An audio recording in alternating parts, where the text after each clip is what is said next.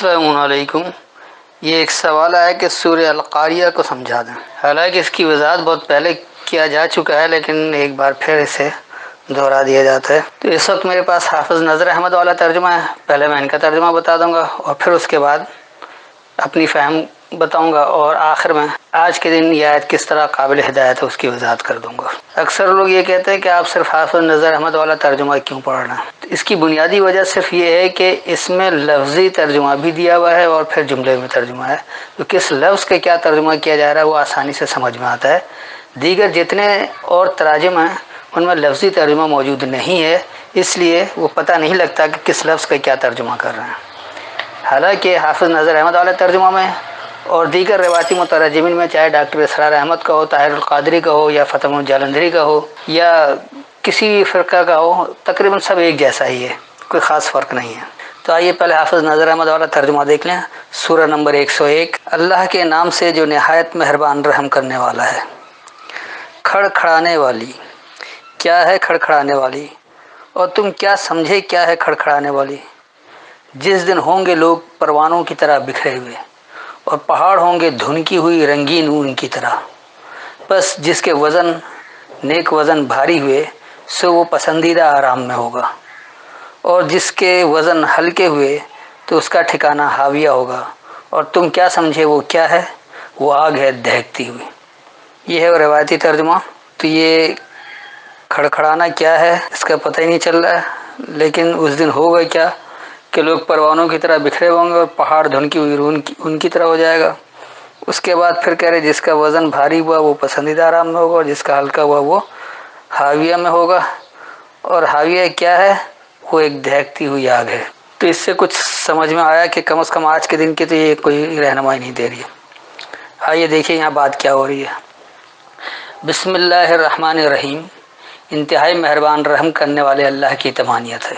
القاریہ، یہ الف لام لگا کے اسے مخصوص کیا گیا ہے کہ خاص کھڑکھڑانے والی۔ اور خاص کھڑکھڑاہٹ کیا ہوتی ہے؟ یعنی ایک چیز کا دوسری چیز پر مارنا، اس کو آپ تباہی بھی کہہ سکتے ہیں۔ قرآن اندازی بھی اسی سے نکلا ہے، کیونکہ اس پر ایک دوسرے پر پرچیاں مارتے ہیں اور اس سے قرآن اندازی کرتے ہیں، تو وہ قرآن بھی اسی لیے کہلاتا ہے کیونکہ ایک چیز کو دوسری چیز پر مارتے ہیں۔ اس کا بنیادی مطلب ہی ایک چیز کا دوسری چیز پر مارنا ہے، چاہے وہ کسی بھی طرح کے ہو۔ تو مل قاریہ، یہ خاص تباہی کیا ہے؟ وما ادراک مل قاریہ، اور کیا تمہیں ادراک ہے، کیا تمہیں فہم ہے کیا ہے یہ خاص تباہی؟ یوم، اس دورانیہ، یکون الناس، ہو جائیں گے لوگ، کل فراش المبثوث، فرش کہتے ہیں بچھ جانے کو، اور مبثوث کہا جاتا ہے بکھرے ہوئے کو۔ تو اس دورانیہ لوگ پھیلائے ہوئے بچھ جانے کی طرح ہوں گے۔ وتکون الجبال، اور تمہارے مضبوط جمے ہوئے ہو جائیں گے، کل اہن المنفوش، اہن رنگین اون کو ہی کہا جاتا ہے، اور منفوش جو ہے نفش سے، نفش کہا جاتا ہے منتشر کرنے کو۔ اسی لیے یہ کیونکہ ان کے ساتھ ہی انہوں نے وہ دھنک لگا دیا کہ دھنک کر رکھ دیتے اسے، تو یہاں ہو جائے گا اور تمہارے مضبوط جمے ہوئے منتشر رنگین اون کی طرح ہوں گے۔ فاما، بس یہ کہ جو من ثقلت، جو بھاری ہوگا، موازین ہو، اس سے موازنہ، یہ ہو کی ضمیر جاری کتاب کی طرف، کہ اللہ کی آیتوں کی طرف، کہ پس جو بھاری ہوگا اس سے اس کا موازنہ، فہوا، پس وہی، فی عیشت راضیہ، وہ رضامندی والی عیش میں ہوگا۔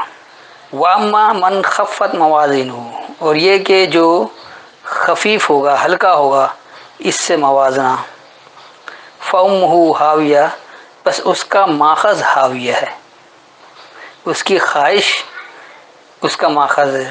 ہوا کہتے ہیں خواہش کو، اور سے امہ، تو پس اس کا ماخذ خواہش ہے۔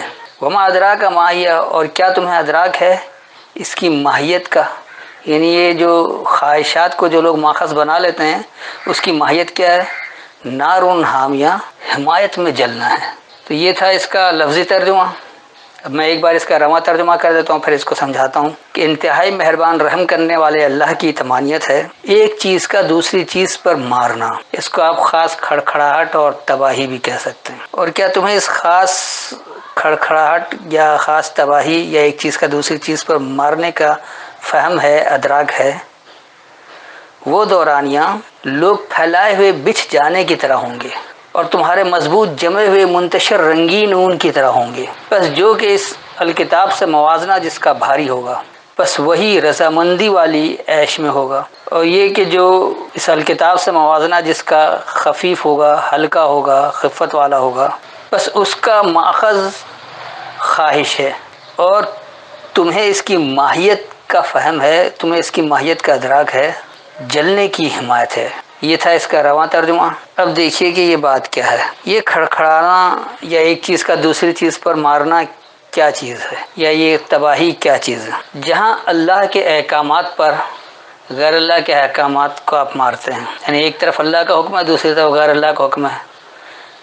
اب اتباع آپ اللہ کے احکام کو چھوڑ کر غیر اللہ کے احکام کی کر رہے ہیں، تو یہ بھی ایک چیز کا دوسری چیز پر مارنا ہے، اور اس کا نتیجہ کیا ہے؟ خاص تباہی ہے، خاص لڑکھڑاہٹ ہے۔ تو اسی کو کھڑکھڑانا بھی کہے گا، کھڑکھڑا دیے جاتے ہیں، لرزا دیے جاتے ہیں، کیونکہ تباہی کی طرف جا رہے ہوتے ہیں۔ تو یہ خاص کھڑکھڑاہٹ، خاص تباہی کیا ہے؟ اور تمہیں فہم بھی نہیں ہے کہ یہ خاص کھڑکھڑاہٹ کیا چیز ہے، خاص تباہی کیا ہے۔ وہ تباہی اللہ بتا رہے کہ وہ کیا ہے کہ نہیں، یہ ایک ایسا دورانیہ ہے، ایسا دور ہے کہ اس میں لوگ پھیلائے ہوئے بچھ جانے کی طرح ہوں گے، جیسے لوگ پھیلے ہوئے بھی ہیں اور بچھے ہوئے بھی ہیں۔ تو اس خاص لڑکھڑاہٹ میں ایسا ہوگا کہ سب بچھے ہوئے ہوں گے اور پھیلے ہوئے ہوں گے۔ مثال کے طور پر زلزلہ آ جاتا ہے، بڑی زبردست کھڑکھڑاہٹ ہے۔ اب اس وقت کوئی عمارت اور غربت وغیرہ نہیں دیکھا جاتا، بلکہ ہر ایک کو اپنی جان کی پڑی ہوتی ہے، تو اس وقت کیا کرتا ہے؟ پھیل بھی جاتے ہیں اور بچھ بھی جاتے ہیں، بس کسی طرح میری جان بچے۔ بچانے والا چاہے وہ کوئی بھی ہو، چاہے وہ ہندو ہو، عیسائی ہو، یہودی ہو، اس سے بھی کوئی مطلب نہیں ہے، وہ کافر ہو یا مشرک ہو، اس سے بھی کوئی مطلب نہیں ہے، بس کوئی بھی ہو، بچانے والا ہو۔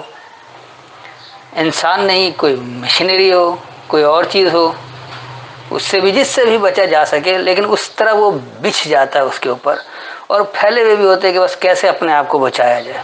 اور جو تمہارے مضبوط جمے ہوئے لوگ ہوتے ہیں وہ رنگین اون کی طرح منتشر ہوتے ہیں، یعنی ایک رنگین اون جو ہے وہ اگر اس کو آپ کھلا چھوڑ دیں تو منتشر ہی رہتا ہے۔ اس کو یکجا کرنے کے لیے کوئی غلاف پہنایا جاتا ہے، مثلا تکیے میں بھر دیں، گدے میں بھر دیں، یا کہیں بھی کچھ کر دیں، ورنہ وہ بکھرا رہتا ہے۔ تو ایک رنگین اون کی طرح مضبوط جمے ہوئے بھی بکھر جاتے ہیں۔ جب ایسی کھڑکھڑاہٹ ہوتی ہے، کوئی اس طرح کی کھڑکھڑاہٹ ہوتی ہے، اس طرح کی تباہی ہوتی ہے، تو اس وقت جتنے مضبوط جمے ہوئے بھی ہوں نا، تو وہ بھی منتشر ہو جاتے ہیں بالکل رنگین اون کی طرح۔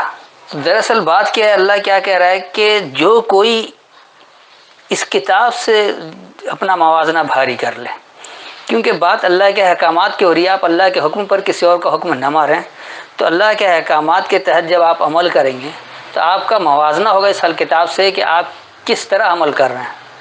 الکتاب میں دیے گئے احکامات، یعنی اللہ کے احکامات پر آپ نے زیادہ عمل کیا تو آپ کا موازنہ بھاری ہو جائے گا، اور اگر آپ کا موازنہ بھاری رہا تو پھر ہوگا یہ کہ وہ آپ رضامندی عیشی عیش میں ہوں گے، یعنی ایک ایسی عیاشی ہوگی، اس طرح کی راحت ہوگی، اس طرح کا سکون ہوگا کہ اس میں اللہ کی رضامندی بھی شامل رہے گی، تو رضامندی والی، راضی رہنے والی عیاشی میں ہوں گے۔